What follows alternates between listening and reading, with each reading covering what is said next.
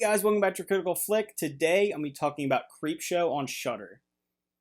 So Shudder is a horror streaming service that I honestly never really thought about checking out. I knew that they had a little bit of original content and they have a huge catalog of horror films. I'm a big horror fan, but I just never really thought about having a streaming service dedicated to horror.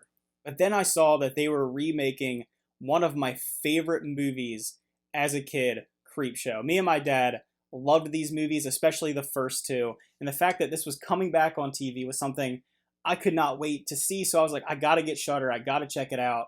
And I have to say, it was totally worth the hype. They did an excellent job. So this time around, it's gonna be a weekly television series, an episodic thing. And I think that works really well because it is at its core an anthology series. And the fact that they can do these short little two-part stories each time, I just love it. I love the formula of it being like an old school comic book style. Obviously, the first Creepshow was trying to replicate that. You had the likes of Stephen King, George Romero, a lot of people that were working on it that just made it just so excellent. And this show does a really good job of living up to that legacy. I always worry when you see a new show that's trying to do something that's been done before. They're trying to remake something, kind of revive something from the past. But I think they just nailed it. This is obviously a great spiritual resurgence of this show, and I've loved shows like this since I was a kid. Tales from the Crypt was something I really enjoyed. So yeah, seeing a really good horror anthology back was just warms my heart. So for the first episode, Gray Matter, they have some really good talent too. I was not expecting the quality of actors on this. Like I said, I've never really watched Shudder, and I didn't know the amount of backing and finances they had behind the service. But we have Tobin Bell, who's the iconic voice of Jigsaw. He is Jigsaw, and having that horror prestige on screen was great, even if it is kind of in a smaller role. So the first story in the first episode is called Gray Matter, and basically we have a story of a kid, and it takes place during a hurricane's coming down in a small coastal town, and he tries to go get supplies, and he ends up telling the people that he meets along the way about his father and the way that his father's become and what he's transforming into. And I thought it was a really interesting story, and I thought the story itself was really interesting and really compelling because it's kind of talking about someone who spirals into alcoholism and becomes a monster, but in this case, they become a literal monster.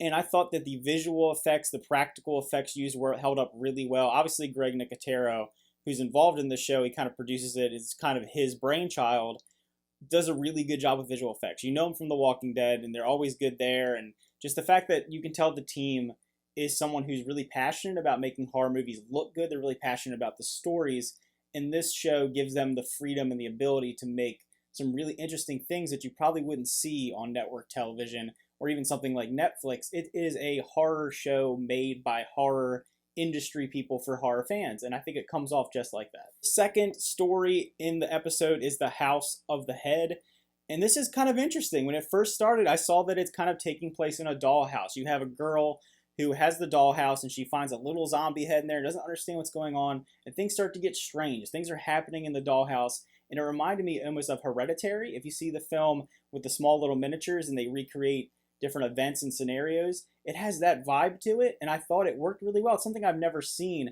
in an actual short story or horror film, and using a dollhouse setting to tell a story was really interesting, and I thought the visuals of it, the way that they set it all up, made it a real pleasure to watch. It was something that was new and fresh to me. But like I said, I like the fact that we have an episodic series where we're getting, 2 stories per show. You can make really well-crafted short little horror stories, which I always like. I like anthology.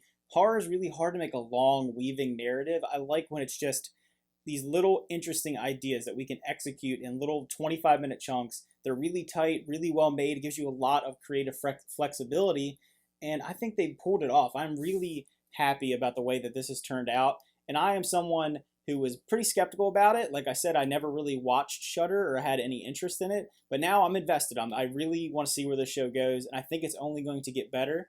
I think that we have so many good people working around this show, and it has such a legacy and such a lore about it that I think it will only go up from here. So let me know if you watched Creepshow on Shudder, how you feel about it.